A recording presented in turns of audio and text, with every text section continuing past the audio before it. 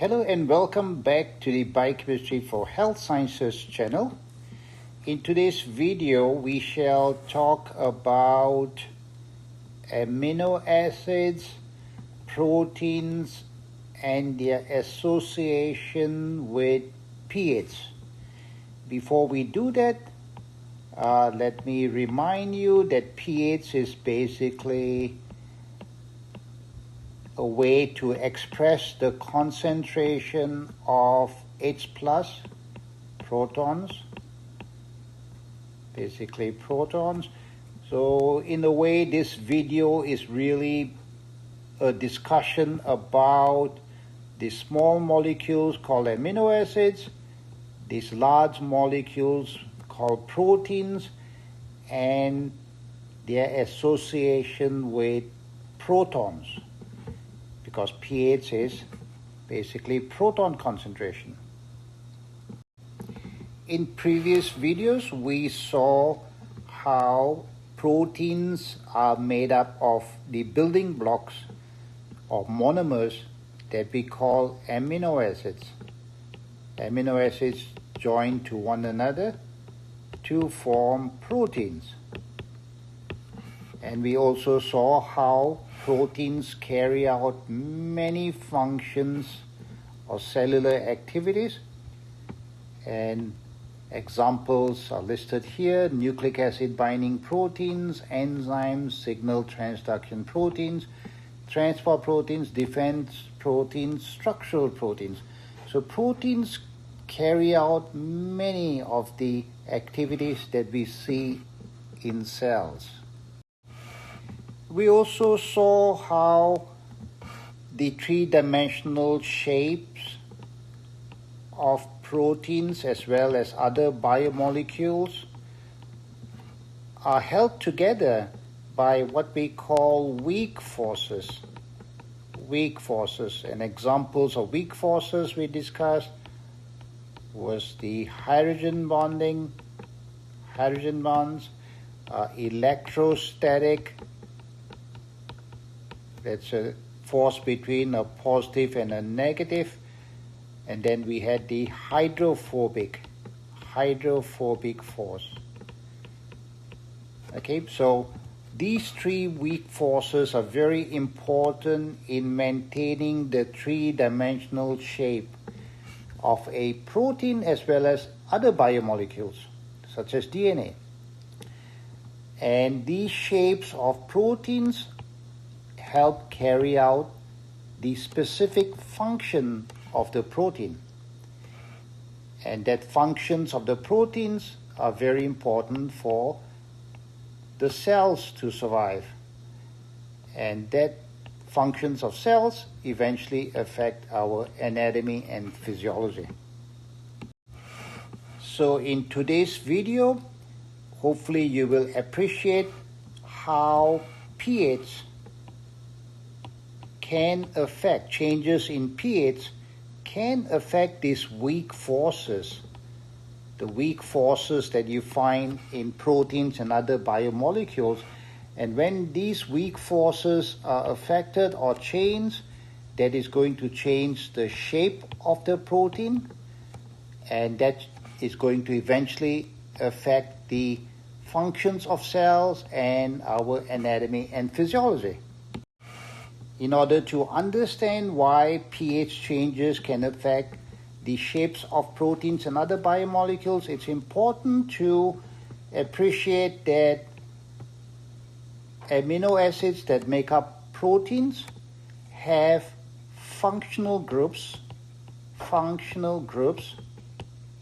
such as carboxyls, amines, hydroxyls, and of course the amino acid cysteine has sulfhydryls.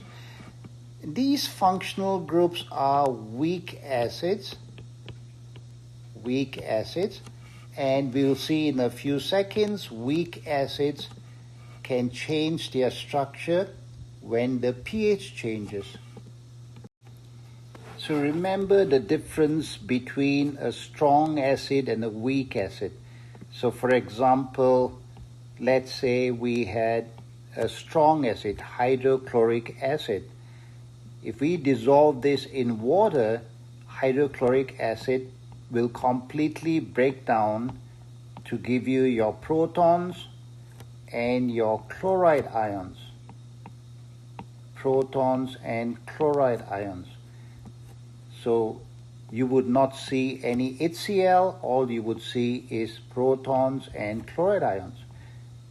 So there'll be a lot of protons released, and that's why this is called a strong acid. Strong acid. On the other hand, if you had a weak acid, so for example, amphetamine is a weak acid. This is a weak acid. When you dissolve this in water, all of this will not break down to give you this plus protons. Okay, only some of this will break down to give you B plus protons. How much of A, the weak acid, breaks down to give you B plus protons? That will depend on the pH of the water that you dissolve your amphetamine in, as well as the pKa of amphetamine. So let's look at this more closely. Suppose you dissolve amphetamine in water at pH 1, in a solution of pH 1. Suppose this was your stomach, your gastric content where the pH is 1. Then almost all the 100%, all of the amphetamine molecules will be in this form that we call the protonated form. However, if you dissolve the amphetamine, let's say in a solution of sodium hydroxide where the pH is 14, then 100% of all the molecules of amphetamine will be in this form, the B form or the unprotonated form. And if you dissolve the amphetamine in a solution of pH 10, which is exactly equal to the pKa of amphetamine, the pKa of this group here, then 50% of the amphetamine will remain as A, the protonated form, while the other 50% of the amphetamine will be in the B form or the unprotonated form. These two forms of amphetamine, the protonated form and the unprotonated form, have different chemistry and biology. For example, the protonated form has a positive charge here. The unprotonated form is neutral, doesn't have a positive or negative charge. The protonated form is more water soluble. The unprotonated form, this B form, is less water soluble. Physiologically, the protonated form, because it's more water soluble, it will have a better renal excretion, faster renal excretion in acidic urine. So when the urine is more acidic, we can excrete amphetamine better. However, if our urine was alkaline, this would be the major form, the B form, the unprotonated form, and our excretion of this B form in alkaline urine would be much slower. So this goes to show that the nature, the pH affects the nature of these chemicals that have weak acids and therefore affect their chemistry as well as their biology. So here are the 4 common functional groups that you find in proteins that exist as weak acids. So if the pH is less than the pK of the group, of the functional group, it will exist, that functional group will exist in the protonated form. And if the pH is greater than the pK of the functional group, then that functional group in that biomolecule is going to exist as the unprotonated form. Notice that the protonated form, among all the protonated form of these four groups here, the amine is the only one that gives you a positive charge. All the rest of these protonated forms do not have a charge. They are neutral. In case of the unprotonated species, all three here, carboxyl, the sulfhydryl, and the hydroxyl, will give you a negative charge, while the amine, unprotonated amine, will be neutral. So when you see a biomolecule in the human body, any biomolecule in a human body, and when you see that that biomolecule has a positive charge, most likely that positive charge is coming from the amine. It's due to the amine. Okay, however, if you see negative charges on a biomolecule, such as proteins and different types of proteins, or such as a lipid or carbohydrate or any biomolecule, if you see negative charges, you can see there are many groups that can give you the negative charge.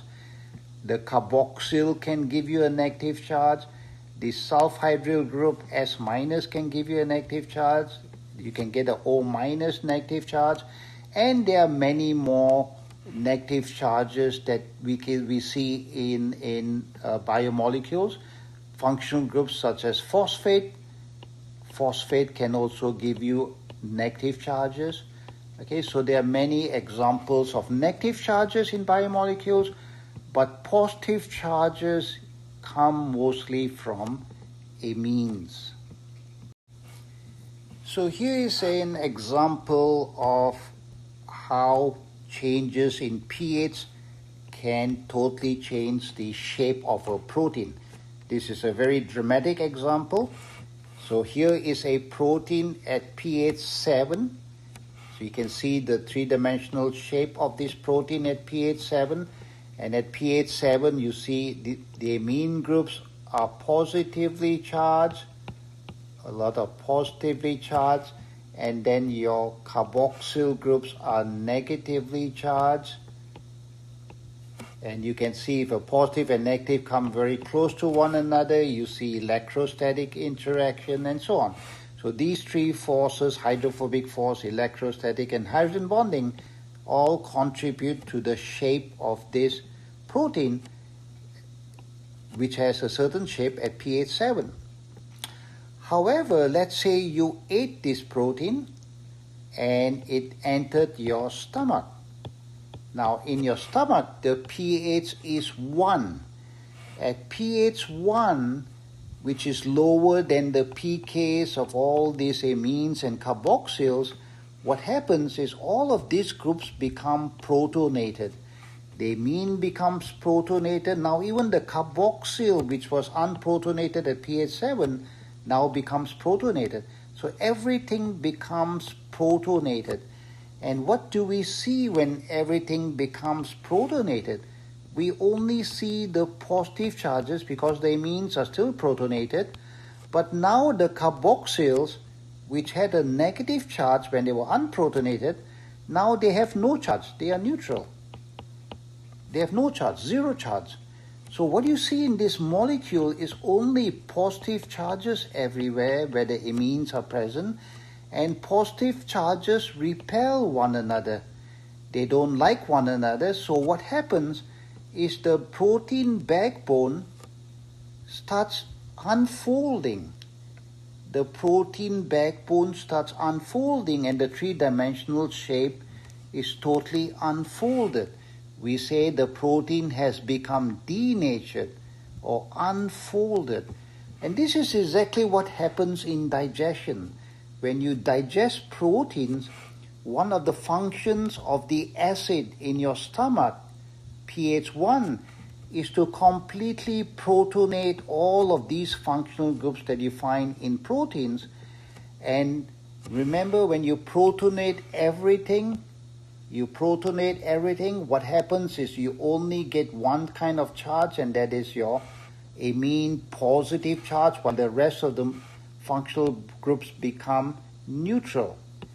So all you see is positive charges, and the protein unfolds. And once the protein has unfolded, now enzymes in your stomach, such as pepsin, now these enzymes can get access to these peptide linkages, specific peptide linkages, and now they can start breaking this big long protein into smaller fragments. Okay, so they can break them down into smaller fragments, which then eventually enter the small intestine. Okay, so here is a dramatic example of how changes in pH, in this case from 7 to 1, helps us digest our proteins down into smaller fragments. So it's not only biomolecules in our cells that have these functional groups such as amines and carboxyls and OH and so on. There are many drugs in the market that have either the amine group or the carboxyl group or the hydroxyl group and so on. Many drugs have the same functional groups. So it's very important to understand what happens when we put these drugs in solutions of different pH. What happens to the chemistry, and eventually how is that going to affect the biology of the drug. So this is a very important concept in pharmacology. In order to understand what happens to a chemical that has a weak acid, as you change the pH, we do what we call a titration experiment. So here we'll look at the titration of an amino acid called glycine instead of a drug. But the concept is the same, and this knowledge can be applied to any chemical, whether it's an amino acid or some other biomolecule or drug. So this concept applies everywhere. So what we do is we take the chemical, we dissolve it in some acidic solution.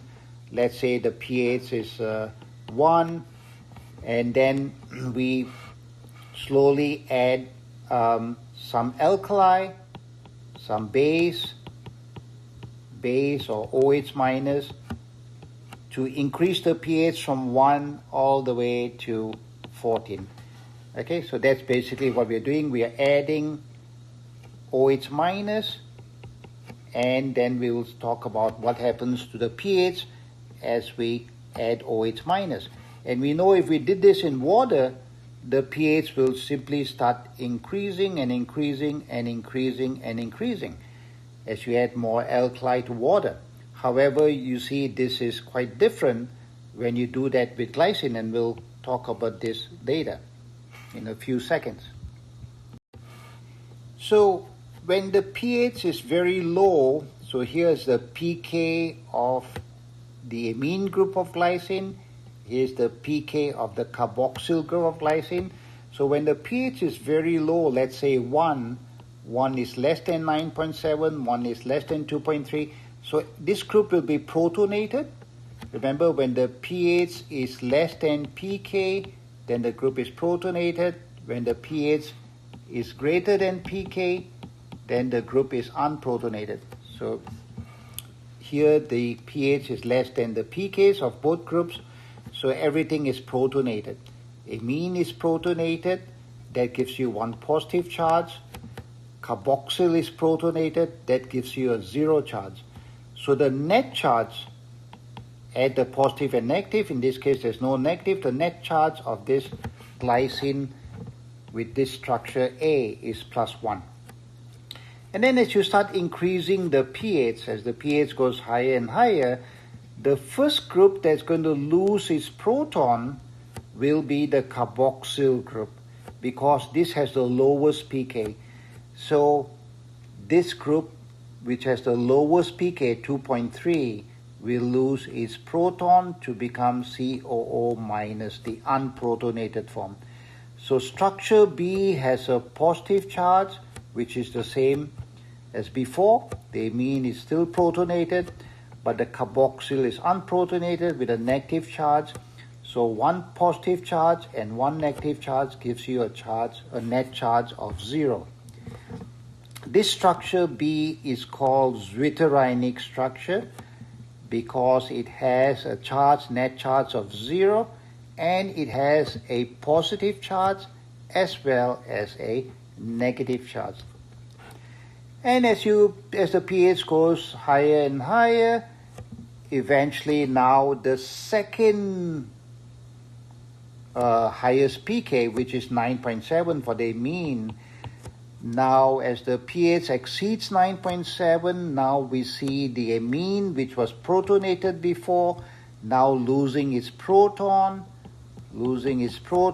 and becoming unprotonated. And that will give you a 0 charge. The carboxyl will be the same as this previous structure B. So now we get a structure C, where this is unprotonated and a 0 charge. This is also unprotonated but has a negative charge. So the net charge now is -1 as both the groups of glycine become unprotonated. So you can see from this experiment, this titration experiment, as we change the pH from 1 to 14, you can see that there are 3 structures of glycine that are possible.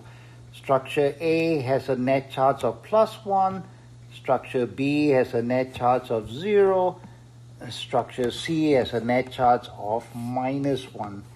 Okay, so you can see when there are 2 pKs, you have 3 possible structures. Well, one of the important definitions we can get from this experiment is a term called the isoelectric point or isoelectric pH, and we denote that as a PI. And later under proteins, we shall talk about this very, very important concept of PI. So how do we calculate the PI? In this case, it's very simple. We simply look at the structure that has a net charge of 0, take the pKs on either side, in this case 2.3 and 9.7, get the average of that, 2.3 plus 9.7, divide by 2, and the net charge, the PI becomes 6.0, so that's 12 divided by 2. So the PI of glycine, the isoelectric point or so isoelectric pH of glycine is 6.0. At pH 6.0, glycine will have, all of the glycine molecules will have a net charge of 0. Now let's look at this graph here. So we are adding sodium hydroxide. So basically we are adding OH. And here we're going to monitor the pH.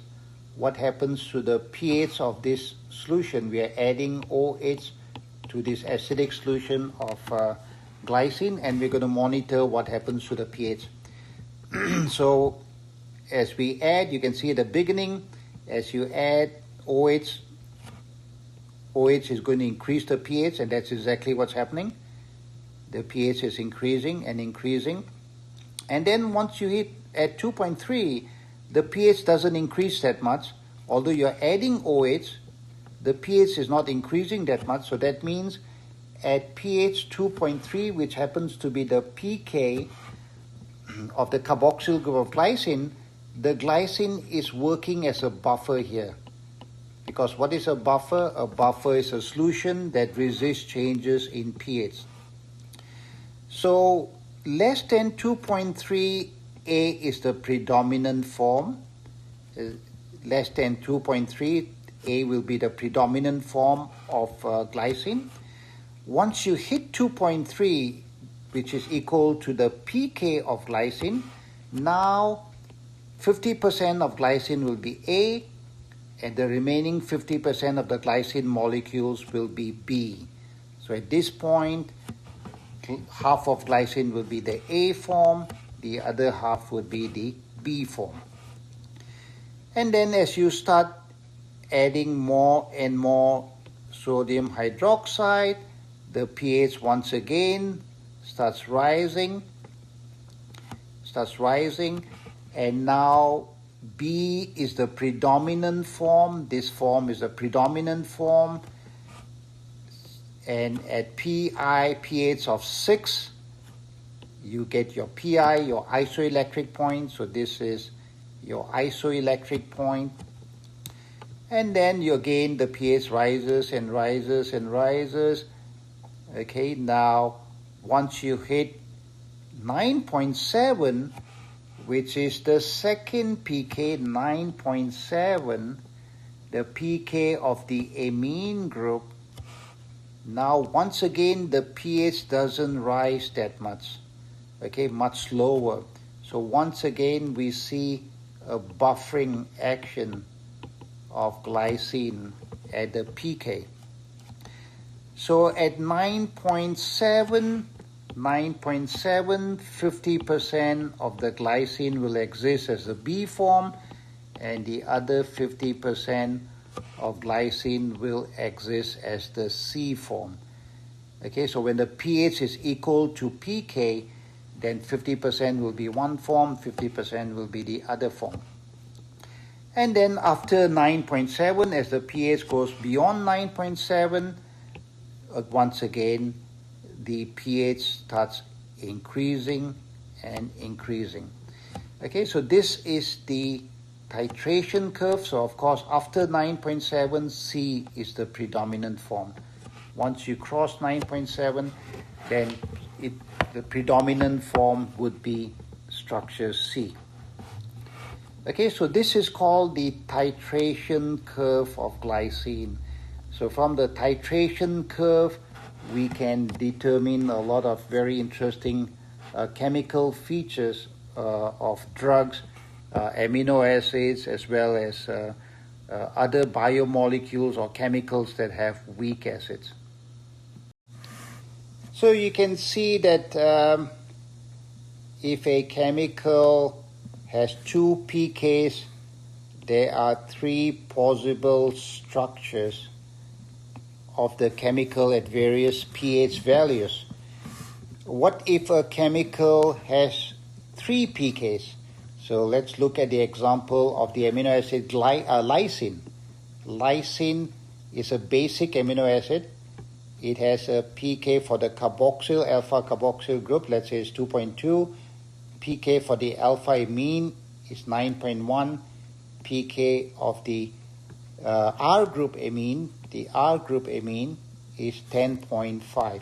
So lysine has three pK values, and we do the same experiment as before, titration. Start with pH 1, dissolve this in pH 1, and then add your OH ions, your alkali, all the way to 14. And following the same logic as before, we start with the lowest pK, 2.2, this one here, carboxyl. At the beginning, everything is protonated. All the groups are protonated. Carboxyl is protonated, amine is protonated, this amine is protonated. And then once we go to 2.2, beyond 2.2, now we start seeing more and more of this carboxyl group, the lowest pK, 2.2, becoming unprotonated. Okay, the rest of the groups remain the same. The remaining amines, the two amines are the same, protonated.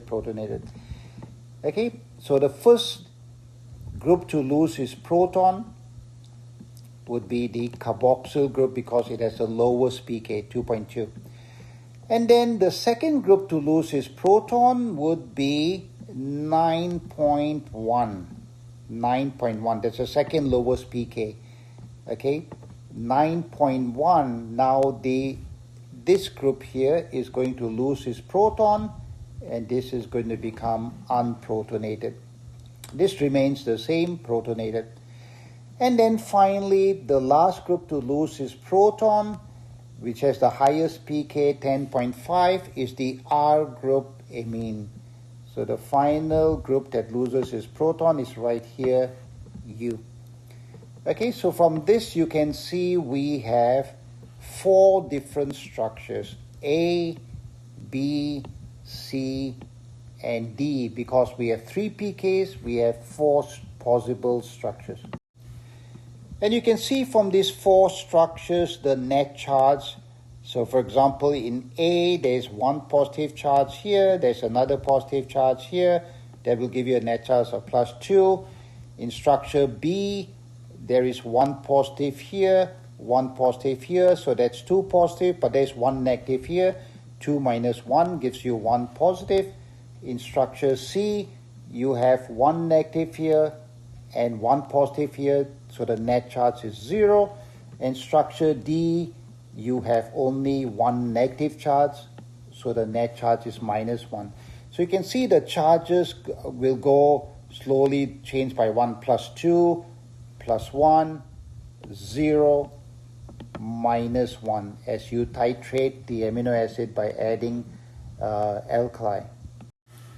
Now, how do we find the isoelectric point or the pi? How do we find the pi of lysine? We do the same thing. Go look at the structure with a net charge of 0, and that happens to be structure C. And then take the 2 pKs on either side of the structure, 9.1 plus 10.5, add them up, divide by 2 to get the average, and you get a pi of 9.8. So the pi of lysine is 9.8. Again, when you look at the graph, the same thing, we add OH ions on the x-axis, sodium hydroxide, then monitor the pH. And you see basically the same thing is happening before, only thing the graph will change its shape because in this case there are 3 different pKs. So at 2.2, lysine acts as a buffer. Then at the pK of 9.1, again the pH doesn't change much, it acts as a buffer. And once again at pH 10.5, it acts as a buffer. So you can see from these 2 examples that when we look at the different structures of a chemical under different pH values, we are only looking at the weak acids that have some pKs, only at the weak acids that have some pK values. So knowing that we can simplify these titration structures, instead of writing the whole structure down, we simply focus on the groups that are weak acids that have a pK. So in this case, for lysine, these 3 groups have a pK. One is 2.2, 9.1, and 10.5. So we can simply simplify this by writing these structures. The first one losing its proton is 2.2, the carboxyl, and then the 9.1 losing its proton, and then finally the 10.5 losing its proton. Okay, because we only have to focus on the weak acids. Okay, so the rest of our structure, we don't have to worry. So this makes it much easier when you are trying to identify or say, for example, the pi value. This is much faster to write. Just focus on the functional groups that are weak acids that have pK values given to you. So lysine is considered a basic amino acid. Basic amino acid. Okay, that's because it has an extra amine. So all amino acids have this alpha amine and carboxyl, alpha carboxyl, but lysine has an extra amine. Amines are basic, so lysine is considered a basic amino acid. What about an acidic amino acid? So glutamic acid is an example of an acidic amino acid. So it has not only the alpha amine and the alpha carboxyl, it also has the R group. The R group also has a carboxyl. So what if we did the titration of glutamic acid? So once again, you change the pH from 1 to 14, and then by adding sodium hydroxide, and then you can monitor the changes in the pH. Okay, so once again, we see the protonated form, under strongly acidic conditions, everything is protonated. Because the carboxyl is protonated, the two carboxyls and the amine, you get a positive 1 charge because of this amine. And then the lowest pK is 2.2. That happens to be a carboxyl. So this is the first one to lose its proton to become unprotonated. Now the charge will be, there's 1 positive here and 1 negative here, so the charge will be 0. And then at 4.3, the second lowest pK is 4.3, and that happens to be the pK of this carboxyl group. This becomes unprotonated, so this proton is lost. And now the charge would be, there's 1 minus here, there's 1 minus here, and there's 1 plus here, so minus 2 plus 1, that gives you a charge of, net charge of minus 1. And then the final structure D is when the amine group 9.7, this amine group loses its proton. And structure D doesn't have any positive charge, but it has 2 negative charges to give you a net charge of minus 2. So once again, we can find the pi, of this chemical, of glutamic acid. So we look at the structure that has a 0 charge and take the 2 pK values, this one and this one, and that happens to be 2.2 plus 4.3. Take the average of the two. This will be around 6.5 divided by 2. This will be around 3.25. So that's about 3.3. So the pi of glutamic acid is 3.3. And then you can look at the curve here. Once again, you see all the pK values, 2.2. The pH doesn't change that much. There's a buffering action. And then at 4.3, once again, you see a slower change in pH. And finally, 9.7, you see a buffering action of glutamic acid. So here's a summary that tells us a very important concept. So we saw glycine had a pi 6.0. Lysine, which is a basic amino acid, has a pi 9.8. And then glutamic acid, which is an acidic amino acid, has a pi of 3.3. So this, of course, is a protein will have many, many pK values. Okay, so remember, if a chemical has 2 pK values, there are 3 possible structures. If it has 3 pK values, there are 4 possible structures, and so on. So if a protein had, let's say, 120 pK values, then we would have about 121 structures of the protein, right, as you vary the pH. So what this shows you from looking at these pi values is that if the protein has a lot of basic amino acids, such as lysine and arginine, these are the 2 most important basic amino acids. So if the protein had many lysines or arginines, then the pi value of the protein would be quite high. Okay, would be quite high. We are talking about pi of 9 or 10 or 11. Okay, very high pi. These kinds of proteins are called basic proteins. They are not very common, but they play a very, very important role in biology, in physiology, in the human body. Okay, and on the other hand, if your protein had a lot of acidic amino acids, had a lot of acidic amino acids such as glutamic acid or aspartic acid, then the pi of that protein tends to be much lower. We are talking about something like 3 or 4 or 5, and these are the most common type of proteins with PIs around usually less than 7. Okay, so most proteins have PI less than 7. We call this acidic proteins. These are much more common. For example, in your bloodstream, you see only acidic proteins. You don't see, very rarely, only in certain conditions, you see proteins that have a PI around, say, 7 to 8.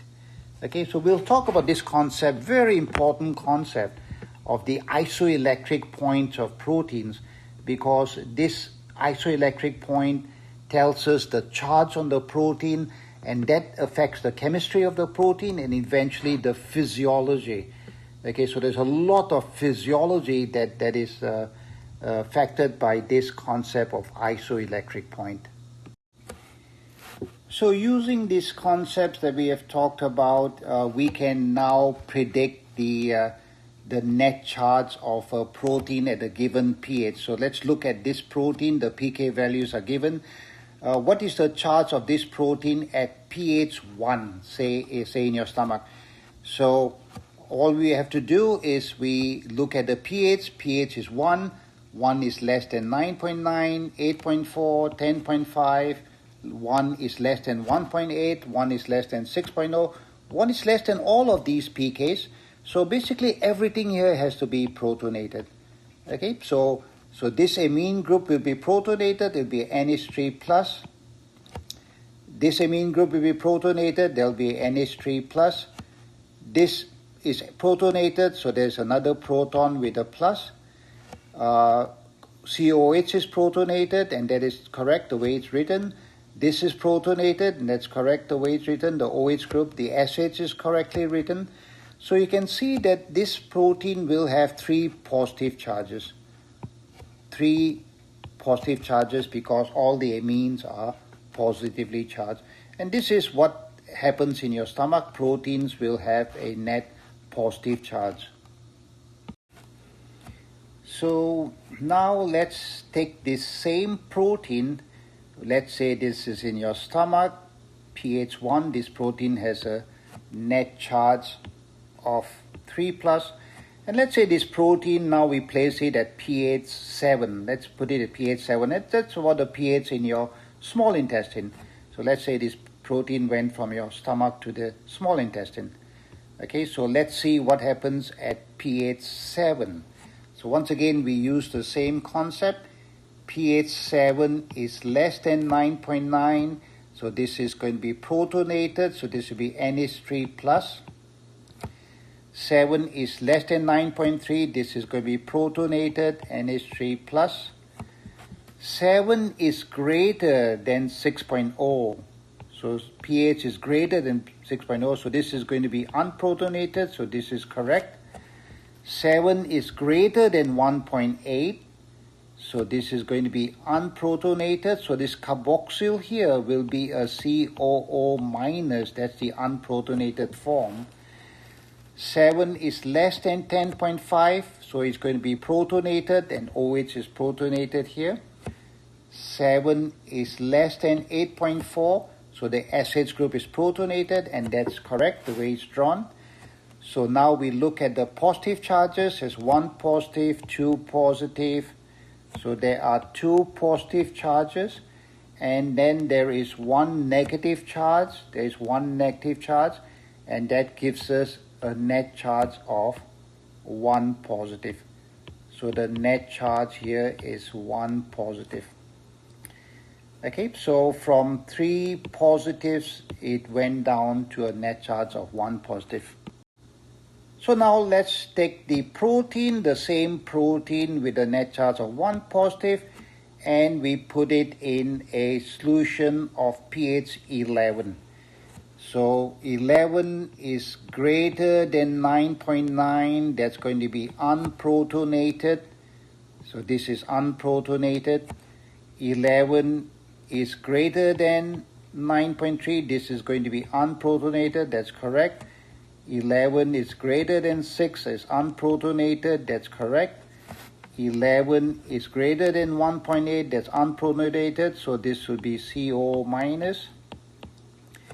11 is greater than 10.5, so this should be unprotonated, so this should be O minus, it loses the proton. 11 is greater than 8.4, so this should be unprotonated, so this should be S minus.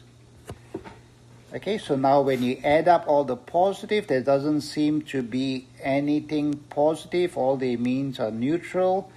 There is 1 negative, 2 negatives, and 3 negatives. That gives the same protein at pH 11 to have a charge of 3 minus. So to summarize, all these examples show a very important concept, and that is changes in pH can lead to changes in the weak forces in proteins that can cause changes in the shape of the protein and therefore affect the protein functions. And since proteins do most of the functions of cells, that affects cell biology, cell functions, and eventually that is going to affect some of your proteins are structural proteins, that's going to affect the anatomy, and of course it's going to affect the physiology. So it's not surprising that pH is a very important test in the clinical setting. Okay, so pH is monitored very often in patients in the intensive care unit and so on. And it's also not surprising why the body tries so hard to maintain the pH of your cells and your blood. For example, your blood pH in a healthy person is maintained between 7.35 and 7.45. And this is done mainly by the lungs and the kidneys, and this will be a very important topic that we'll talk about. How does your body maintain the pH of your blood, and what happens when the pH changes? Okay, so conditions like metabolic acidosis, metabolic alkalosis, respiratory acidosis, respiratory alkalosis, all of this will be discussed in future videos. So until the next time, wish you a very good and happy day, and hopefully we'll see you in the next video.